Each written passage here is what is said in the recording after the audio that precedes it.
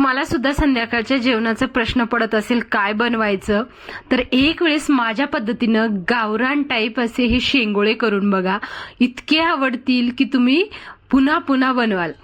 तर चला मग बनवूयात. सगळ्यात अगोदर काय करायचंय, आपल्याला एक वाटण तयार करून घ्यायचं आहे. त्यासाठी थोडे जिरे घेतलेले आहे, 10 ते 12 लसणाच्या पाकळ्या घ्यायचं. थोडे लसण जास्त घ्या, छान टेस्ट येते. मग आता थोडं आलं घालायचं. हिरव्या मिरच्या एक 10 ते 12 हिरव्या मिरच्या घ्यायचं आणि चांगलं स्वच्छ धुवून घेतलेली एक मूठभर अशी कोथिंबीर घ्या. कोथिंबीर थोडी जास्त घेतलं तरी चालते. आता पाणी न घालता तर वाटण तयार करायचं, अजिबात पाणी घालू नका. अशा प्रकारे हे वाटण तयार करायचं आणि असली मजा म्हणजे ही टेस्ट ना ह्या वाटणानच येते. हे वाटण करूनच तुम्ही शेंगोळे बनवा. आता आपण शेंगोळ्याचं पीठ मळून घेऊ. त्यासाठी मी 2 कप गव्हाचं पीठ, जे की रेग्युलर आपण चपात्या बनवतो ना तेच गव्हाचं पीठ आहे, 2 कप घेतलेलं आहे. तसं तर ह्याच्यामध्ये ज्वारीचं पीठ सुद्धा घातलं जातं, पण इथे आज ना मी फक्त आणि फक्त गव्हाच्या पिठानं आणि याच्यामध्ये पाव कप बेसन घालायचं. बेसननं खूप छान टेस्ट येते आणि तसं तर हे हेल्दी सुद्धा पदार्थ आहे. त्याचबरोबर हळदी पावडर घालायची, ती अर्धा चमचा हळदी पावडर, अर्धा चमचा मिरची पावडर आणि चवीपुरतं थोडंसं जितकं पिठाला लागेल तेवढं मीठ घातलेलं आहे, अर्धा चमचा, आणि 1 चमचाभर वाटण जे की आपण आत्ता तयार करून घेतलेलं आहे ना ते वाटण घालायचं आणि थोडंसं तेल घालायचं, जेणेकरून हे शेंगोळे ना चांगले मऊ येतील आणि चांगले शिजले जातील पाण्यामध्ये, म्हणून थोडं तेल घालायचं. आता हे जे कोरडे मसाले आहेत ना, आपण पाणी जर घातलो तर एकीकडे ते मसाले जातील, म्हणजे एकीकडे लागेल पिठाला, एकीकडे पीठच राहील. त्यामुळे काय करायचं, सगळं अगोदर चांगलं हातानं असं सगळीकडे हे मसाले पिठाला लावून घ्यायचं आणि थोडं थोडं पाणी घालून आपल्याला हे मळून घ्यायचं आहे. तसं तर बघा कर्नाटकामध्ये ह्याला कोडबोळे म्हणतात आणि महाराष्ट्रामध्ये शेंगोळे. तेच मी माझ्या मुलांना सांगत होते, महाराष्ट्रामध्ये शेंगोळे आणि कर्नाटकामध्ये ह्याला. आता आपलं पीठ रेडी आहे. ह्याला झाकून किंवा रेस्ट करण्यासाठी ठेवायची अजिबात गरज नाही. लगेच थोडंसं पिठाचा उंडा घ्यायचा, हातावर असं चांगलं वळून घ्यायचं आणि असं गोल शेप द्यायचं. काही जण ना असंच फक्त लांबच शेप देतात, गोल सुद्धा करत नाही, ते सुद्धा एकदम भारी लागतात.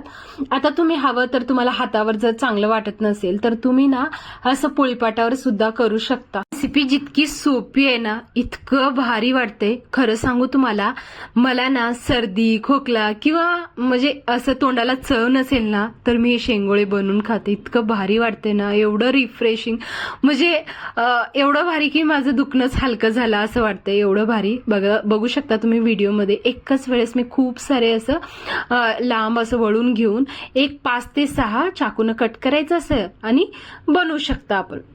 आता मी सगळे ना हे शेंगोळे बनवून घेतलेले होते. ह्याच्यातलं थोडं पीठ मी ठेवलेलं होतं बाजूला काढून आणि आता आपल्याला त्याची ग्रेव्ही बनवायचं आहे. ह्याच्यानं खूप भारी असं दाटसरपणा येतो हे शेंगोळ्यामध्ये.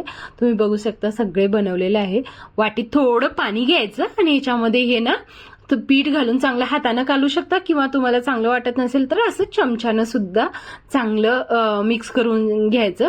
दाटसर असं ग्रेव्ही बनवायची. आता फोडणी घालू. थोडंसं तेल जास्त लागणार आहे शेंगोळ्याला, म्हणून 3 चमचे तेल घातलेलं आहे कढईमध्ये. तेल चांगलं गरम झालं की मोहरी घालायची. मोहरी सुद्धा चांगली तडतडू द्यायची.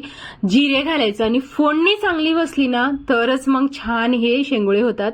आता थोडं हिंग घालायचं आणि जे आपण वाटण तयार करून घेतलेलं होतं 1 चमचा अगोदर आपण घेतलेलं होतं आणि बाकीचं असंच होतं ना, ते सगळं आपल्याला ह्याच्यामध्ये घ्यायचं आहे, म्हणजे फोडणीत घालायचं आहे आणि मस्त असं फोडणी बसली पाहिजे. ह्याचं कच्चपणा, लसूण वगैरे कच्चं होतं, हिरव्या मिरच्या म्हणून 2 मिनिट चांगलं परतू द्यायचं.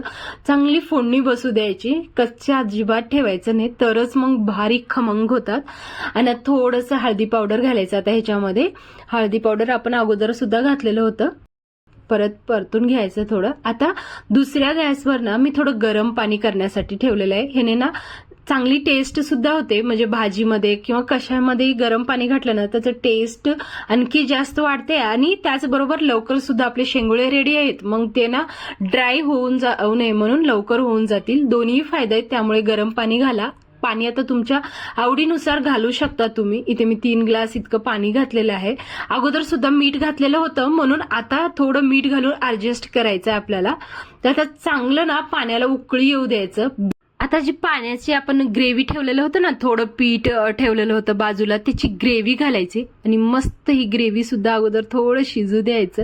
मस्त दाटसरपणा येतो. पाणी एकीकडे, हे शेंगोळे एकीकडे होणार नाहीत, म्हणून हे आवर्जून घाला. आता चांगलं खळखळून उकळी आली की एक एक शेंगोळे घालून द्यायचं ह्याच्यामध्ये. आणि तुमच्या भागामध्ये काय म्हणतात मला सांगा. तुम्ही काय म्हणता, तुमच्या गावात काय म्हणतात ह्याला, तुम्ही काय म्हणता घरी, आई आजी, शेंगोळे का कोडबोळे, मला नक्की सांगा. आणि आता हे 15 ते 20 मिनिट चांगलं शिजून घ्यायचं आहे. अजिबात वरे झाकण लावू नका, चांगलं शिजून घ्यायचं. तुम्ही बघू शकता किती भारी शेंगोळे झालेले आहेत. व्हिडिओमधलं थोडंही काही आवडलं ना तर व्हिडिओला नक्की सबस्क्राईब करा, लाईक करा आणि मला कमेंट करून सांगा की तुम्हाला रेसिपी कशी वाटली. तुम्हाला सुद्धा शेंगोळे आणि कोडबोळे आवडतात का? नक्की सांगा. भेटते तुम्हाला अशाच एका नवीन